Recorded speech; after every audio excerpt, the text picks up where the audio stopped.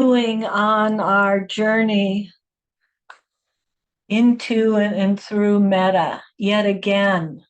Always good to come around again. I always see it like coming around a mountain and circling around a mountain. I keep coming around to the same side, but I always have a little different perspective each time from a different height or a different angle.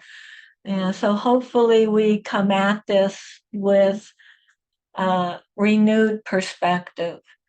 And there's a story about the Buddha at a time when he was holding an annual retreat in the Jetta Grove, to which the monastics from all over the country had traveled. And as the story goes, he sent 60 monks out into a remote forest to practice meditation. And generous members of the community around the forest had built huts for the monks. But the forest spirits who lived there weren't really happy with this disruption of their environment. And they decided they would conjure fearful images to frighten the monks away, and it worked. The monks became frightened and they fled back to the Jetta Grove to ask the Buddha what to do. So the Buddha said, "Well, you went without a weapon. This time you'll need to be armed." And what he armed them with was the discourse on loving kindness, the Karanya Metta Sutta, and advised them to recite it 8 times each month. And I'll put a link to that in the chat box a little later. And so the monks went back and diligently recited the sutta. And the spirits were transformed, and instead of causing trouble, they began protecting the monks from the dangers of the forest. And the villagers were really happy that the spirits weren't being scary and felt especially appreciative of the monks' peaceful demeanors and kindness. So, what does that story mean for us today? Well, one thing that I thought about in considering this story was that the Buddha did not give the monks an external weapon. He wasn't an arms dealer, no guns, no AK, whatevers, just the Metta Sutta, a weapon that would do no harm to or kill the spirits. He gave them an internal weapon to transform themselves so that these spirits would respond to them in a different way. So, as David mentioned, practicing the action of metta, the monks behaved in a more kindly and friendly way to the spirits. But they also meditated on the embodied sense of kind friendliness. So metta was practiced both as an action practice and a concentration practice. And when we look at the first part of the Metta Sutta, it kind of tells us where to begin our travels into this practice. And what it states is that this is what should be done by one who is skilled in goodness and who knows the path of peace. So this is someone who's already practiced. And practiced what? Skilled in goodness, the morality, the ethical practices that we've already talked about in the paramitas, but also in the Eightfold Path.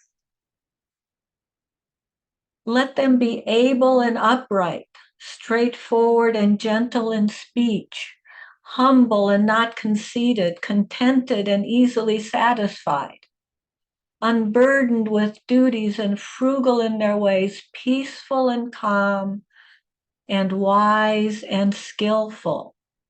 So this is not a newbie. This is somebody who's been practicing for a while, not proud or demanding in nature. Let them not do the slightest thing that the wise would later reprove. And this is what we've been doing, practicing here. This is what we've been cultivating, our holding environment, creating a safe, calm, welcoming place for us to venture out from which we can go to the forest, go out into the world, into our lives with a bit more kindliness. And as David pointed out, this is connected with all the other paramis as well as the Eightfold Path, able and upright, straightforward and gentle in speech, practicing the morality practices, the morality parami, behaving ethically, wise action, wise speech, wise livelihood, the parami of truthfulness, not succumbing to greed, practicing the parami of generosity, letting mindfulness and humility come to the fore, refraining from getting caught up in our small conditioned perspectives and stories. When we can tap into our own ease and contentment and gladness, feel the embodied experience of being kind to ourselves, then we can emanate this to others. In the story of the forest spirits, the Buddha instructs the monks to cultivate love within themselves first, and then let that kindness reflect outward.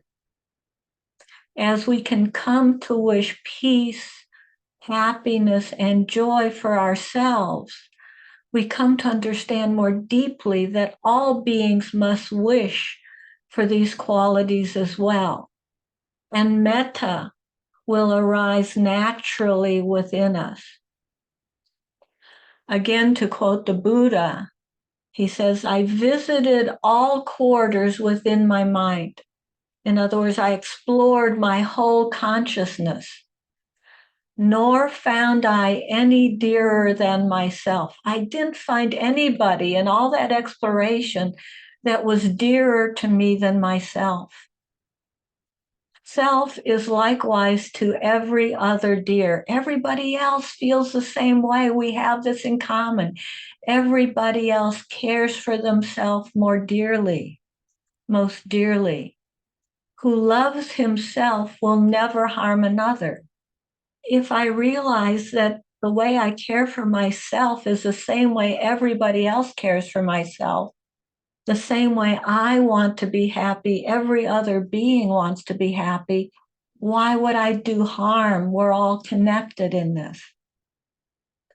And we've probably all experienced this to some extent when we think about it. When I'm happy, I naturally want others to share in that happiness. I smile spontaneously to people I see. I greet them with more open-heartedness. I'm more generous. In the US, this past weekend was the first weekend of college football. And I love my sports. So I was watching, like, the big game of the weekend was the Colorado Buffaloes against TCU, the underdog Buffaloes. Last year, their record was 1 win and 11 losses, like the worst in all of college, playing a team that had vied for the championship. And guess what? The Buffaloes won. And I could just imagine all those people leaving the stands happy. All the Buffalo fans in Colorado were happy and celebrating and smiling at each other and high-fiving each other. You know, the losing team, not so much. But when we're happy, we want to share that. We all know that feeling in some way, shape, or form. I'm more generous when I'm happy, when I'm in a good mood and I see a homeless person asking for some money. I'm more ready to go in my pocket and donate and contribute. So we practice to keep this sense of open-hearted warmth and friendliness alive within us, to use David's metaphor, to keep those flames kindled in our hearts. So how do we keep this going? Well, traditional practice, invites us to use loving kindness phrases. May I be happy, may I be well, may my loved one be happy and well. Whatever phrases resonate with you. You can be creative and playful here. But traditionally, we focus on first ourselves, a benefactor, a dear friend, a neutral person, a difficult, challenging person, and all beings. But there's also the suggestion in the early writings that, we don't take this rotely.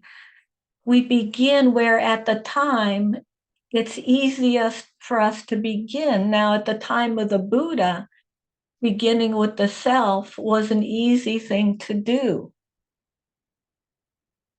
But in our conditioned culture, beginning with ourselves may be more challenging. We're conditioned to be more self-critical, more negative with ourselves, more harsh with ourselves, less forgiving with ourselves. So begin where your easiest path in is for you. Perhaps as in the Metta Sutta metaphor, even as a mother protects with her life her child, her only child, this is how we should love all beings and ourselves. So maybe it's our children. Maybe it's a benefactor, someone we trust to care for our well-being, or a pet, my cat, or a tree, or a plant. Meet ourselves where we are to nurture our seedlings of kindliness and friendliness. And in other early texts, we're specifically warned not to begin where it's too difficult or where we may have too much attachment. We're cautioned that if we start with a person or being that's too challenging, we'll get tired, we'll get fatigued, we'll get discouraged, we'll give up. Hindrances will arise, doubt. Why am I wishing well to this person? They're not nice to me. Why would I want well, and that doubt will creep in.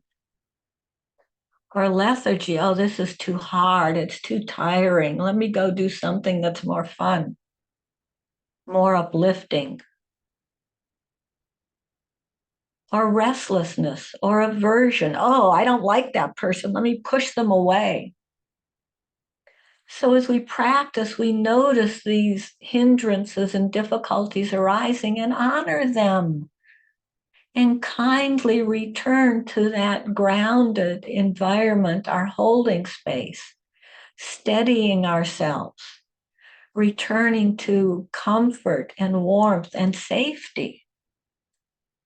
And once we feel the warmth of the small flames of kindliness regenerate in our hearts, we might use phrases like, just like me. I wish my cat to be safe and free from harm. I also wish that I be safe and free from harm. May we both be safe and cozy and at peace. The hindrance of desire or attachment can also be a particularly tricky one, at least it is for me in the practice. It's so easy for me to switch to a sense of petitionary prayer at times when I'm saying metta phrases, especially if it's towards loved one, as if I'm hoping some omnipotent force would make this happen. Please make my loved one happy. Please let me be without stress and anxiety. Please make this person who is doing harm see the error of their ways. Make it happen. Make it other than what it is. And if I say it more intensely, more quickly, more purposefully, maybe I could change the way others are, the way the world is. And when I notice the embodied experience of this shift, when I move into this mode, my body tightens, my heart clenches, my throat constricts. I notice this shift and realize, oh, what's going on here? Desire and attachment have arrived. So I may also apply metta conditionally, not unconditionally. May I be happy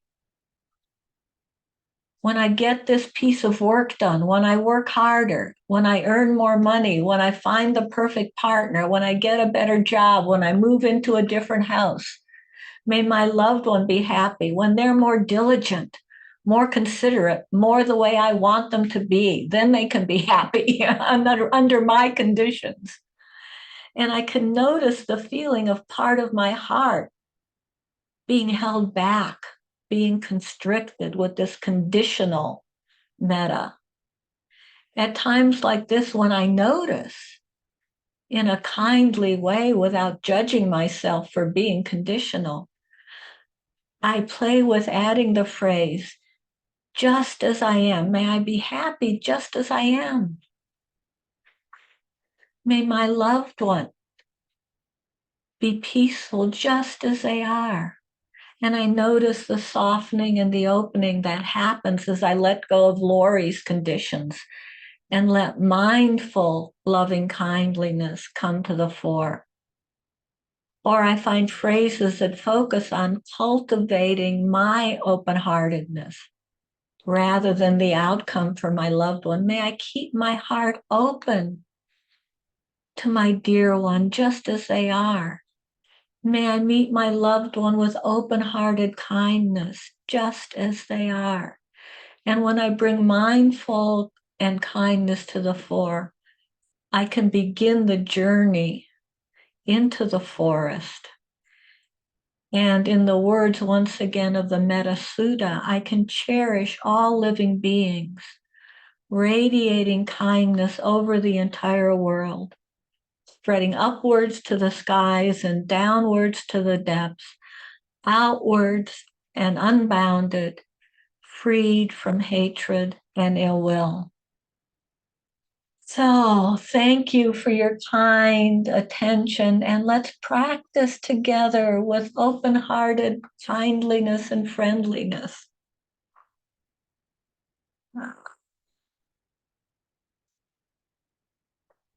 So, what does it feel like to be kind and friendly to our bodies?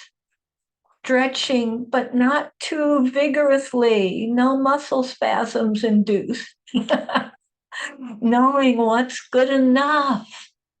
Oh, my body, may you be healthy. And may my muscles loosen and soften.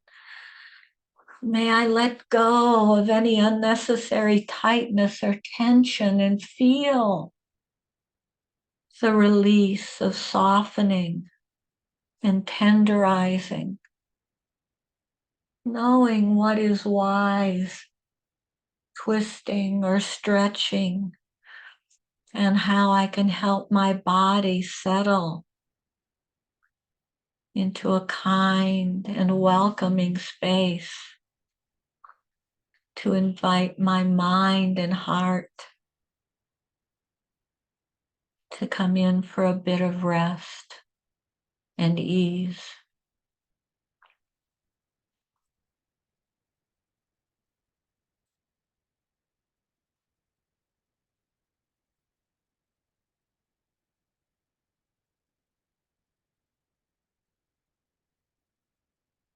And feeling the kindness of breathing.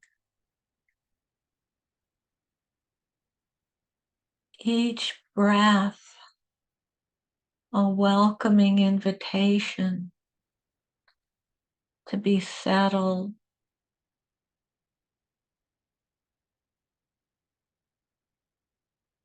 and alive with kindliness in this moment.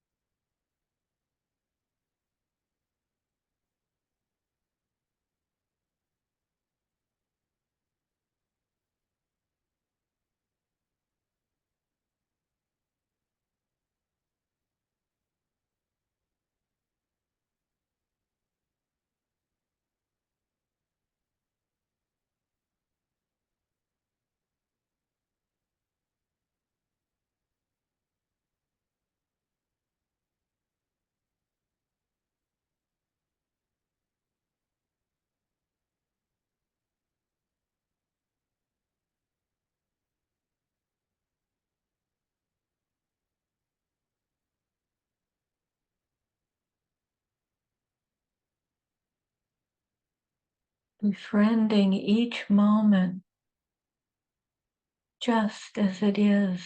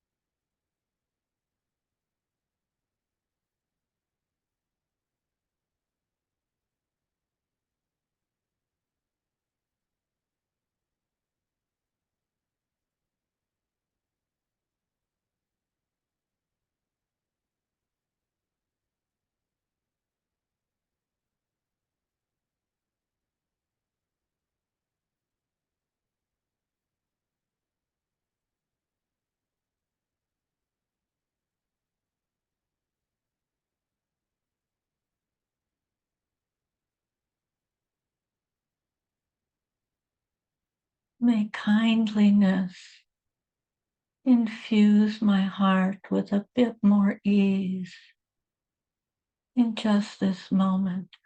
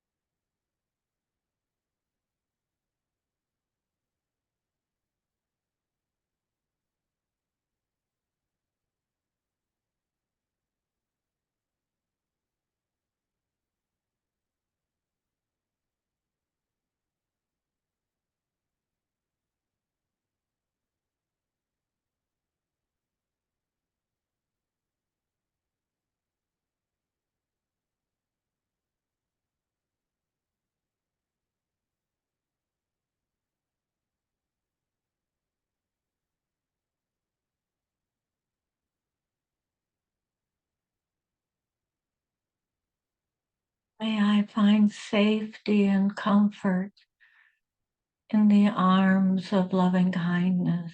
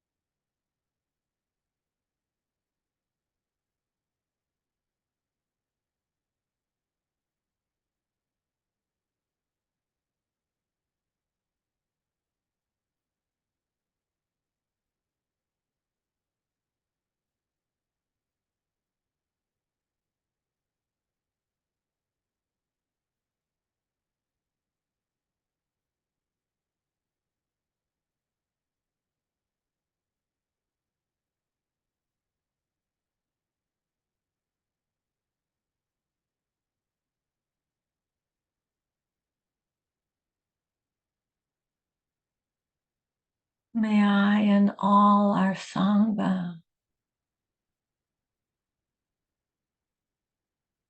cultivate gladness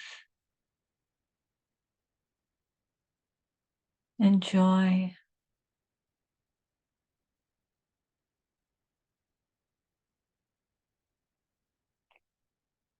May we all be safe and at peace.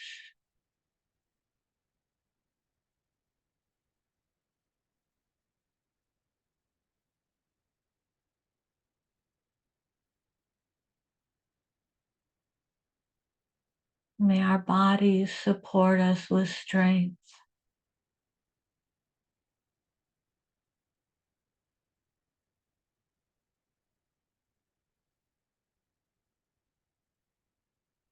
And may we savor open-hearted warmth and comfort.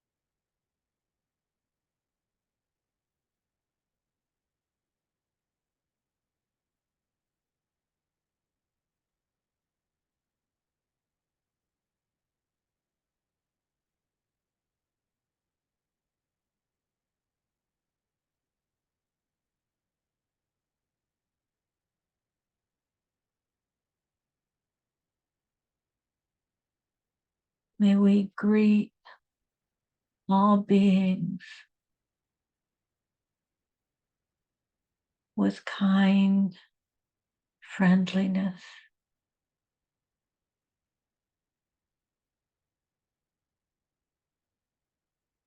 And to all as to ourselves.